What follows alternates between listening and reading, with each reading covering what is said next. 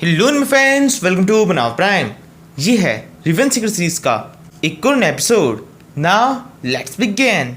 Episode की शुरुआत में हमें कुछ बातों के बारे में बताया जाता है। साउदर्न ओशन, जिसके अंदर बहुत सारे द्वीप्स है, इन सभी को व्यावसायिक दृष्टि से बहुत ज़्यादा शानदार माना जाता है, क्योंकि ये द्वीप केवल ज़मीन नहीं है, इनके अंदर बहुत सारे रिसोर्सेज भी है जिनको व्यवसायी और एम्पायर्स यूज़ करते हैं खुद के एम्पायर को जल्द से जल्द ताकतवर बनाने के लिए। इसी वजह से हर एक एम्पायर की पूरी पूरी कोशिश रहती है वो जल्द से जल्द द्वीपों को अपने कब्जे में रख सके। इन्हीं सब द्वीपों में एक स्पेशल द्वीप था जिसका नाम था टियान्डो द्वीप। ये द्वीप क्यांगलुंग डायनेस्टी के 30% जितना बड़ा था और इसके अंदर काफ़ी सारे रिसोर्सेज थे और साथ ही ये 9 पवित्र स्थानों में से भी एक था। लेकिन थोड़ा टाइम बीतने पर जब क्यूटियन सेक्ट एग्जिस्टेंस में आया तब उसने इस द्वीप के ऊपर कब्जा कर लिया, जिससे ये 9 पवित्र स्थान पूरी तरह से नष्ट हो गया और इसका नया नाम पड़ा क्यूटियान द्वीप। यहाँ से सीन शिफ्ट होता है, हमें प्रेजेंट का सीन दिखाते हैं। मिंग और चीरू एक बड़ी सी शिप के अंदर है और वहाँ पर आराम कर रहे हैं। मिंग ने उस शिप के सबसे लग्जरियस रूम को खुद के लिए बुक किया है, लेकिन इसके बावजूद भी कोई अचानक से मिंग के रूम का गेट खोल देता है और अंदर आते हुए चिल्लाए कहने लगता है, मेरे पास में बहुत सारा पैसा है और मैं बहुत सारा पैसा खर्च करने को तैयार हूँ, लेकिन मुझे भी इस लग्जरियस रूम के अंदर रहना है। इसके बाद में वो आदमी उस शिप के स्टाफ से कहने लगता है, जल्दी से इन लोगों को यहाँ से बाहर निकालो और मुझे ये वाला कैबिन दो। उस आदमी की बात सुनकर स्टाफ को बंदा उसे शांत करने की कोशिश करता है और उसे कहता है, प्लीज़ शांत हो जाइए, अंदर पहले से गेस्ट है, हम उन्हें इस तरह से बाहर नहीं निकाल सकते। ये लग्जरियस रूम है, ये ऐसे ही किसी को नहीं दिए जाते। प्लीज़ आप यहाँ से जाइए और आपको जो रूम मिला है वहाँ पर जाके आराम कीजिए। जहाँ तक मुझे पता है आपको पब्लिक कैबिन दिया गया था, आपको वहीं पर आराम करना होगा। ये सुनकर उस आदमी गुस्सा और ज़्यादा बढ़ जाता है। वो उस स्टाफ मेंबर के ऊपर चिल्लाने लगता है और उससे कहता है, शायद तुम जानते नहीं हो तुम किससे बात कर रहे हो, अपनी इन आंखों का इलाज कराओ और मेरी तरफ ध्यान से देखो। मैं क्यूटियन सेक्ट का एक डिसिपल हूँ, क्या तुम मुझसे इस तरह से बात कर सकते हो? मैं अब तुमसे आखिरी बार कह रहा हूँ, अगर तुम खुद के लिए परेशानी बढ़ाना नहीं चाहते तो जल्दी से इन सभी को यहाँ से बाहर निकालो। इस गुस्सेल आदमी की ये बातें सुनकर वो स्टाफ मेंबर बहुत ज़्यादा डर जाता है। उससे बिल्कुल भी समझ में नहीं आता कि वो क्या कहे। तभी मिंग उस गुस्सेल आदमी को शांत करने लगता है और हंसते हुए उससे कहता है, इस शिप का ये एक लग्जरी कैबिन है और काफ़ी ज़्यादा बड़ा है, मुझे इसके अंदर कोई भी दिक्कत नहीं है। अगर मुझे ये रूम तुम्हारे साथ में शेयर करना पड़े, तुम एक लग्जरी रूम के अंदर रुकना चाहते हो तो तुम मेरे साथ में यहाँ पर इस रूम को शेयर कर सकते हो। मिंग का ये आइडिया उस गुस्सेल आदमी को बहुत ज़्यादा सही लगता है। वो हंसने लगता है और फिर कहता है, साथ में रहेंगे, ये काफ़ी सही रहेगा। ये कहते हुए इस आदमी की नज़र चीरू के ऊपर होती है। चीरू को देखकर यह दिल सोचने लगता है, ये लड़की कितनी सुंदर है, इसके साथ में एक कैबिन के अंदर रहना काफ़ी अलग एक्सपीरियंस हो सकता है। तभी उस शिप का स्टाफ मेंबर कहने लगता है, अब सब कुछ सॉर्ट हो चुका है, आप दोनों ने आपस में बात कर ली है तो हमें कोई भी दिक्कत नहीं है, आप सब चाहें तो इस कैबिन के अंदर रह सकते हैं। ये कहते हुए वो स्टाफ मेंबर वहाँ से चला जाता है। इसके बाद में ये एंग्री मैन कुछ ज़्यादा ही सर चढ़ने की कोशिश करता है। ये चीरू की तरफ आगे बढ़ता है और फिर कहने लगता है, अब हम जब ये रूम शेयर कर रहे हैं तो कैसा रहेगा हम बिस्तर भी शेयर कर लें, मैं इस लड़की के साथ में बिस्तर शेयर करूंगा।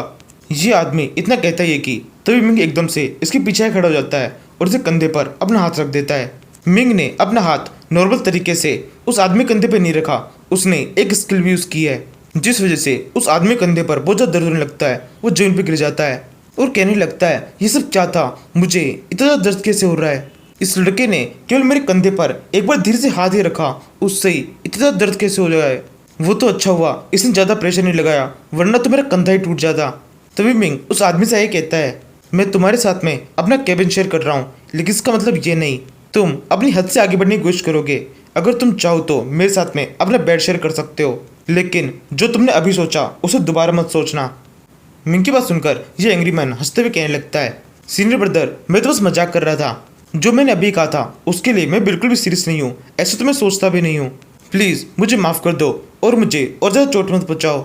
मेरी फैमिली के अंदर बहुत सारे लोग हैं, मेरी 100 साल की एक माँ है और 1 साल का एक बेटा है, जो कि दोनों मेरा इंतजार कर रहे हैं।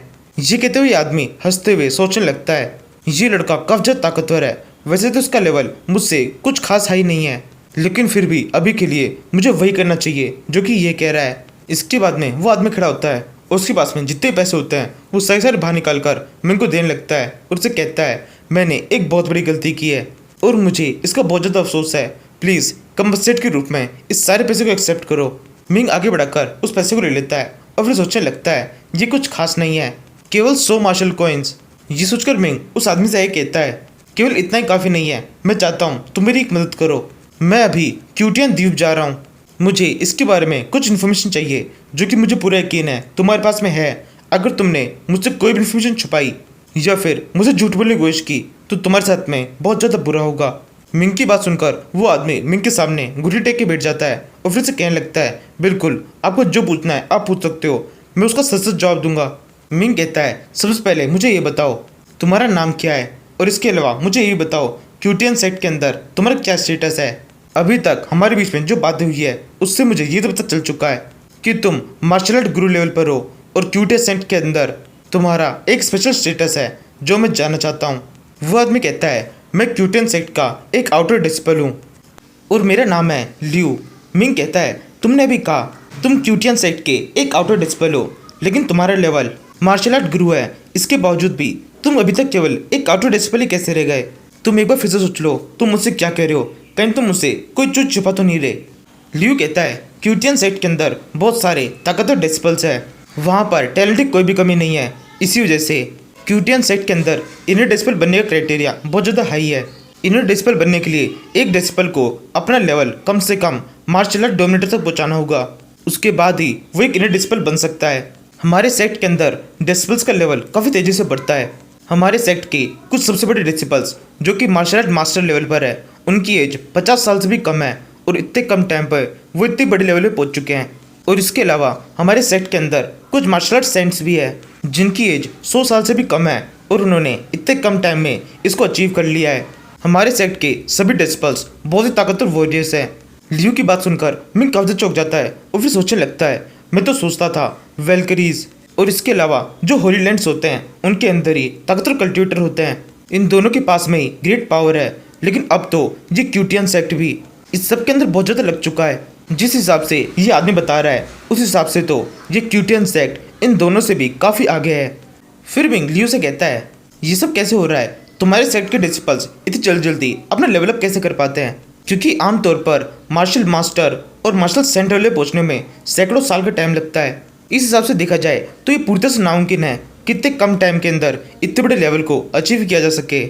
इसलिए मुझे बहुत ज़्यादा लगता है कि क्यूटियन सेक्ट जरूर से किसी भारी चीज़ यानी कि किसी मेडिसिन वगैरह को यूज़ कर रहा है। मैंने कहीं से सुना था क्यूटियनजो के पास में एक स्पेशल मेडिसिन है जिसको खाने के बाद में बहुत लंबी लाइफ मिलती है। लियू कहता है हाँ आप बिल्कुल ठीक कह रहे हैं, क्यूटियन सेक्ट के अंदर इस तरह की मेडिसिन दी जाती है, लेकिन ये सबको नहीं दी जाती।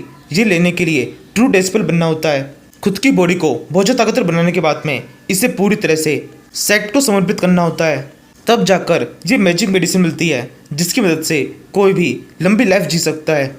और यहीं पर इस सीरीज का ये एपिसोड खत्म होता है। Thank you for watching.